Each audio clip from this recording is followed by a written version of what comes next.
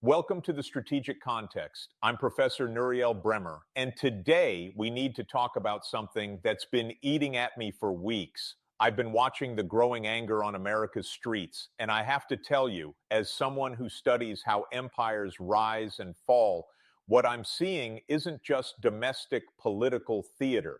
It's the visible symptom of a much deeper structural crisis. When I see working families struggling to pay for groceries while their government spends billions on foreign interventions, when I see communities torn apart by federal enforcement operations while oil executives get new ballrooms, I see the classic signs of imperial overstretch meeting popular resistance. This isn't about left versus right, folks. This is about a system that stopped working for regular people because it's too busy maintaining global dominance. And here's what worries me as an analyst. When empires ignore their domestic foundations while chasing foreign adventures, that's when they become vulnerable to rivals who are playing a much smarter game. Let me explain what I mean. So Trump wants Greenland. The easy way or the hard way, he says. Now, from a pure geopolitical standpoint, I understand the logic. Greenland sits on massive mineral deposits, rare earth elements that are crucial for everything from smartphones to military hardware. Climate change is opening new Arctic shipping routes. China and Russia are both expanding their Arctic presence. But here's my question. Who benefits from an expensive new territorial acquisition? The working families in Minnesota who just lost federal funding, the parents who can't afford childcare, the communities facing federal enforcement raids, or the defense contractors, the mining companies, the same corporate interests that have been profiting from American militarism for decades. Because let's be honest about what Greenland expansion means in practice. It means more military bases, more defense spending, more resources diverted from domestic needs to maintain Arctic dominance. And here's the geopolitical irony. While America talks about invading Greenland, China is quietly buying up lithium mines in Africa, building ports in South America, investing in infrastructure that actually helps people's daily lives. Beijing doesn't need to invade anyone. They just write checks and build things people want. Now let's talk about Venezuela, because this is where the disconnect becomes crystal clear. I'm watching oil executives meet at the White House talking about new ballrooms they need to plan resource extraction. Meanwhile, American families are paying through the nose for gasoline and heating bills. The logic is supposed to be simple. Control Venezuelan oil, bring down energy costs for Americans. But look at the track record. How did Iraq work out for American gas prices? How about Libya? Syria. Every time America intervenes to secure energy resources, somehow those resources never seem to translate into relief at the pump for working families. You know why? Because these operations aren't designed to help regular Americans. They're designed to help energy companies secure profitable extraction deals. And here's the brutal geopolitical math. While America spends billions on military operations to control oil, countries like Norway, Qatar, and even Russia are making money by simply selling energy to the highest bidder. Venezuela could be selling oil to American refineries tomorrow if Washington focused on trade instead of regime change. But that wouldn't generate defense contracts or give oil executives the kind of sweetheart deals they get from client governments. What's happening in Minnesota right now isn't just about immigration enforcement. It's about something much bigger, the breakdown of federal legitimacy. When you cut federal funding to blue states while launching enforcement raids, when you punish communities for resisting your policies, you're not governing anymore, you're occupying.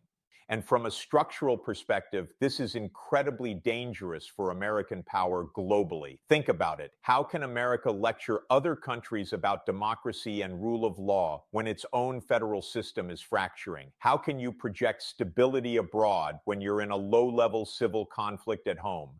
China's watching this. Russia's watching this.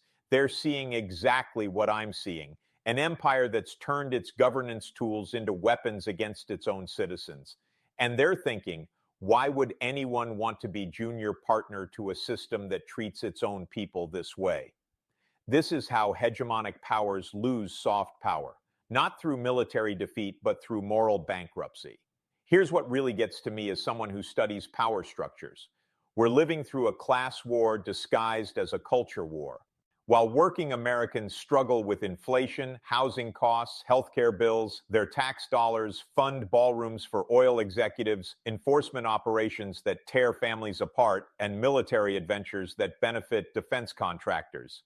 The cabinet officials are partying in Vegas while their policies create suffering in American communities. This isn't sustainable, folks. Not economically, not politically, not morally. And it's definitely not sustainable geopolitically, because rival powers are offering the rest of the world a very different model. When China invests in infrastructure projects, those projects actually provide electricity, transportation, communication services that improve people's lives.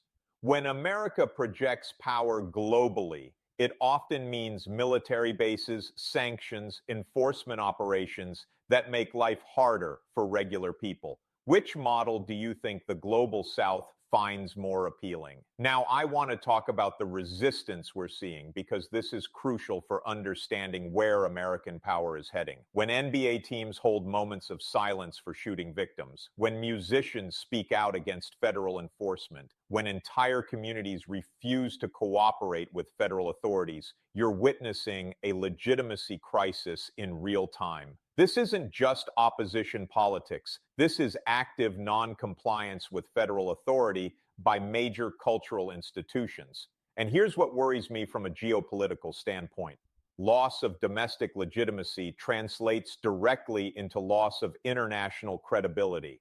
How can America lead a rules-based international order when significant portions of its own population view their government as illegitimate? How can you build international coalitions when your own cultural leaders are actively opposing your policies? This is exactly the kind of internal weakness that rival powers exploit in their propaganda and diplomacy. Beijing and Moscow are watching this American internal crisis with great interest. Every video of federal enforcement operations, every story about cutting social services while funding military adventures, every example of working families suffering while elites profit, it all becomes propaganda material for rival powers. China doesn't need to invade Taiwan when it can point to American cities and say, "Is this the democracy you want us to copy?" Russia doesn't need to threaten Europe when it can point to federal-state conflicts in America and say, "Is this the stability you want to depend on?" This is how soft power works in reverse. America's domestic dysfunction becomes other countries' diplomatic advantage. And the terrible irony is that the more resources America spends on external power projection, the more internal dysfunction it creates, which weakens its external credibility, which requires more power projection to compensate.